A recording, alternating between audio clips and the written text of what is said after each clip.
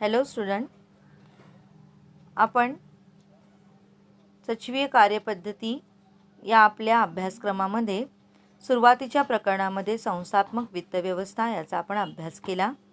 दुसऱ्या प्रकरणामध्ये आपण या संस्थात्मक वित्तव्यवस्था म्हणजेच व्यवसायाला आवश्यक असणाऱ्या निधी कोणकोणत्या मार्गाने गोळा केला जातो म्हणजेच भांडवल संरचनेचा आपण सविस्तर अभ्यास करणार आहोत। व्यवसायाला आवश्यक असणारं भांडवल दोन भागांमध्ये विभागलं जातं। एक मालकी हक्काचे भांडवल आणि दुसरे कर्जाऊ भांडवल। मालकी हक्काच्या भांडवलामध्ये भाग व राखीव निधी यांचा समावेश होतो। त्यामुळे सुरुवातीला आपण भाग म्हणजे काय याची नीट माहिती घेणार आहोत। कंपनीच्या एकूण भांडवलातील लहानातला लहान जो हिस्सा असतो त्यालाच आपण भाग असे म्हणतो। म्हणजेच भांडवलाच्या लहानातल्या लहान अंशालाच किंवा हिश्श्यालाच भाग असे म्हणतात। कारण कंपनी तिला आवश्यक असणारे सर्व भांडवल एक रकमी गोळा करू शकत नाही। कंपनीला प्रचंड प्रमाणात भांडवलाची आवश्यकता असते आणि अशामुळेच कंपनीचे भांडवल लहान लहान भागांमध्ये विभागले जाते, ज्यामुळे अनेक लहान गुंतवणूकदार या भागांची खरेदी करू शकतात। ज्या व्यक्ती असे भाग खरेदी करतात त्यांना भागधारक असे म्हणतात। भागधारक हे कंपनीचे मालक असतात। भागधारक हे कंपनीचे अधिकृत सभासद असल्याने त्यांना कंपनीमध्ये सभेला उपस्थित राहणे, मतदान करणे, हिशेब पुस्तके तपासणे, लाभांश मिळवणे आणि हस्तांतरण करणे असे अधिकार प्राप्त होतात।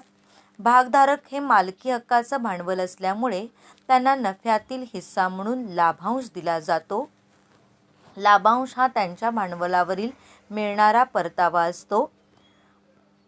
भागांची आपण व्याख्या अभ्यासणार आहोत। भाग म्हणजे कंपनीच्या भांडवलातील एक हिस्सा व भाग साठ्याचा यामध्ये समावेश केला जातो। कंपनी सुधारित कायदा 2013 नुसार अशी व्याख्या केलेली आहे। भागांची वैशिष्ट्ये: 1. मालकी हक्काचे भांडवल। भागांच्या स्वरूपातील भांडवल हे कंपनीचे मालकी हक्काचे भांडवल समजले जाते। ज्या व्यक्ती भाग खरेदी करतात त्यांना भागधारक असे म्हणतात आणि त्यामुळे त्यांना कंपनीचे मालक समजले जाते आणि म्हणून भागांच्या स्वरूपातील भांडवल हे कंपनीचे मालकी हक्काचे भांडवल असते। तसेच ते कायमस्वरूपी भांडवल असते, कारण कंपनीचे विसर्जन असेपर्यंत असे भांडवल परत केले जात नाही। 2. दर्शनी मूल्य। भागांचे दर्शनी मूल्य हे कर्जाऊ दस्तावेजांपेक्षा कमी असते। त्यामध्ये एक दर्शनी मूल्य, भागांची जी मूळ किंमत असते त्याला आपण दर्शनी किंमत असं म्हणतो। ती दर्शनी किंमत भाग दाखल्यावर किंवा भाग प्रमाणपत्रावर नमूद केलेली असते। 2. विक्री मूल्य। ज्या किमतीला भागांची विक्री केली जाते त्याला विक्री मूल्य असं म्हणतात। आणि 3. बाजार मूल्य। बाजार मूल्य हे भागांच्या मागणी व पुरवठ्यानुसार त्यांच्या किमतीनुसार ठरत असते आणि भागांच्या बाजार मूल्यात सतत चढउतार होत असतात। कंपनीला प्राप्त होणाऱ्या नफ्यावर भागबाजारातील भागांचे मूल्य हे ठरत असते। 3. अनुक्रमांक। भागांना स्वतंत्र असा अनुक्रमांक दिलेला असतो। उदाहरणार्थ 1, 2, 3, 4 या प्रकारे प्रत्येक भागांना अनुक्रमांक असतो आणि हा अनुक्रमांक कंपनीच्या भाग दाखल्यावर नमूद केलेला असतो। 4. अधिकार। भागधारक हे कंपनीचे मालक असल्याने त्यांना सभेला उपस्थित राहून मतदान करण्याचा आणि व्यवस्थापनात सहभागी करण्याचा अधिकार प्राप्त होतो। 5. हस्तांतरण। भागांचे भागधारकांना हस्तांतरण करता येते। खाजगी कंपनीला भागांचे हस्तांतरण मुक्तपणे करता येत नाही, तर सार्वजनिक कंपनीमध्ये भागांचे हस्तांतरण हे मुक्तपणे होऊ शकते। भागांचे हस्तांतरण हे ऐच्छिक असते। भागधारकाची इच्छा असेल तरच भागांचे हस्तांतरण होऊ शकते। 6. मोबदला। भागांवरील मोबदला म्हणून नफ्यातून लाभांश दिला जातो। कंपनीला जर तोटा झालेला असेल तर लाभांश दिला जात नाही, कारण लाभांश हा नेहमी नफ्यातूनच दिला जातो। 7. चल मालमत्ता। भागांच्या स्वरूपातील मालमत्ता ही कंपनीची चलस्वरूपातील मालमत्ता असते, म्हणजेच तिचा एका व्यक्तीकडून दुसऱ्या व्यक्तीकडे सहजासहजी हस्तांतरण होऊ शकते। 8. भागांचे प्रकार। भागांचे सर्वसाधारणपणे 2 प्रकार पडतात, एक सामान्य भाग आणि 2 अग्रहक्क भाग। 9. मालकी हक्काचा दस्तऐवज। भाग ही अदृश्य स्वरूपातील मालमत्ता असल्याने भाग हा भाग प्रमाणपत्राच्या स्वरूपात ठेवला जातो। कंपनीचा तो मुद्रांकित दस्तऐवज असतो. भागांचा मालकी हक्क दर्शवणारा तो मालकी हक्क दस्तऐवज असतो. भाग प्रमाणपत्रावर कमीत कमी 2 संचालक आणि कंपनीचा सही शिक्का असतो, म्हणून त्याला मुद्रांकित दस्तऐवज समजलं जातं. 10. कायमस्वरूपी भांडवल. भागांच्या स्वरूपातील भांडवल हे कायमस्वरूपी भांडवल असते. कंपनीचे विसर्जन असेपर्यंत असे भांडवल परत केले जात नाही. पुढे आपण भागांचे प्रकार अभ्यासणार आहोत. भागांचे 2 प्रकार आहेत, समहक्क भाग आणि अग्रहक्क भाग. कंपनीच्या लाभांश वाटपावेळी व परतफेडीवेळी ज्या भागधारकांना अग्रक्रम दिला जात नाही त्यांना समहक्क भाग असे म्हणतात. तसेच जे भाग अग्रहक्काचे नसतात त्यांना समहक्क भाग किंवा सामान्य भाग असेही म्हणतात. समहक्क भागांनाच इंग्रजीमध्ये ऑर्डिनरी शेअर्स किंवा सामान्य भाग असेही म्हणतात. व्यवसायासाठी आवश्यक असणारे मूलभूत भांडवल किंवा प्राथमिक भांडवल म्हणजे समहक्क भाग भांडवल होय. समहक्क भांडवल हे मालकी हक्काचे भांडवल समजले जाते. ज्या व्यक्ती समहक्क भाग खरेदी करतात त्यांना सामान्य भाग असेही म्हणतात. सामान्य भागधारक हे कंपनीचे मालक असतात. समहक्क भागधारकांना दिला जाणारा लाभांश हा अस्थिर दराचा असतो. तो कंपनीच्या नफ्यावर अवलंबून असतो. नफ्यामध्ये वाढ झाल्यास लाभांशाचा दर वाढतो आणि नफा कमी झाल्यास लाभांशामध्ये घट होते. म्हणून समहक्क भांडवलाला जोखमीचे भांडवल असेही म्हणतात. समहक्क भागधारकांना सभेला उपस्थित राहून मतदान करण्याचा आणि व्यवस्थापनात सहभागी होण्याचा अधिकार असतो. समहक्क भागांची वैशिष्ट्ये आपण अभ्यासणार आहोत. 1. कायमस्वरूपी भांडवल. कंपनी अस्तित्वात असेपर्यंत समहक्क भाग भांडवल परत केले जात नाही. कंपनीच्या विसर्जनानंतरच ते भांडवल परत केले जाते. म्हणून समहक्क भांडवल हे दीर्घ मुदतीचे व कायमस्वरूपी भांडवल समजले जाते. 2. अस्थिर लाभांशाचा दर. समहक्क भागधारकांना दिला जाणारा लाभांशाचा दर हा अस्थिर असतो. तो कंपनीच्या नफ्यावर अवलंबून असतो. नफा जास्त असेल तर लाभांशाचा दर वाढतो, नफा कमी असेल तर लाभांश दर कमी होतो. म्हणजे लाभांश दरात दरवर्षी चढउतार होत असतात. 3. अधिकार. समहक्क भागधारकांना नफ्यामध्ये सहभागी होण्याचा म्हणजेच लाभांश मिळवण्याचा, सभेला उपस्थित राहून मतदान करण्याचा, तसेच हिशेब पुस्तके तपासण्याचा आणि भागांचे हस्तांतरण करण्याचा अधिकार असतो, कारण ते कंपनीचे मालक समजले जातात. 4. अग्रक्रम नाही. समहक्क भागधारकांना मालकी हक्काचे भांडवल असल्यामुळे कोणत्याही प्रकारचा कंपनीमध्ये अग्रक्रम दिला जात नाही.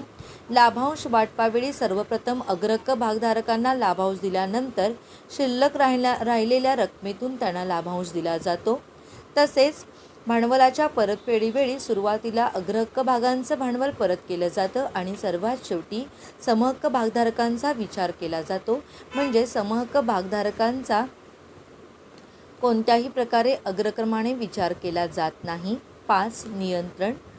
समहक्क भागधारक हे कंपनीचे नियंत्रणकर्ता असतात. कंपनीवर नियंत्रण ठेवण्याचा त्यांना अधिकार असतो. आपले प्रतिनिधी म्हणून ते संचालकांची नेमणूक करतात. संचालक मंडळ हे कंपनीचा कारभार पाहत असतात. मतदान करण्याचा तसेच कंपनीच्या विविध विषयांवर आपली मतं मांडण्याचा त्यांना अधिकार असतो आणि म्हणून समहक्क भागधारक हे कंपनीचे नियंत्रणकर्ते असतात. 6. जोखीम. कंपनीचे समहक्क भांडवल हे जोखमीचे भांडवल समजले जाते, कारण लाभांशाची खात्री किंवा लाभांशाच्या दरामध्ये त्यांना सतत चढउतार होत असतात. तसेच भांडवलाच्या परतफेडीवेळी पुरेसे पैसे शिल्लक नसल्यास त्यांचे भांडवल परत केले जात नाही. 7. अवशेष भागाचे हक्कदार. समहक्क भागधारक हे मालक असल्याने कंपनीचे सर्व खर्च कर भागवून झाल्यानंतर शिल्लक राहिलेल्या रकमेवर समहक्क भागधारकांचा अधिकार असतो, म्हणून त्यांना अवशेष भागाचे हिस्सेदार असे सुद्धा म्हणतात.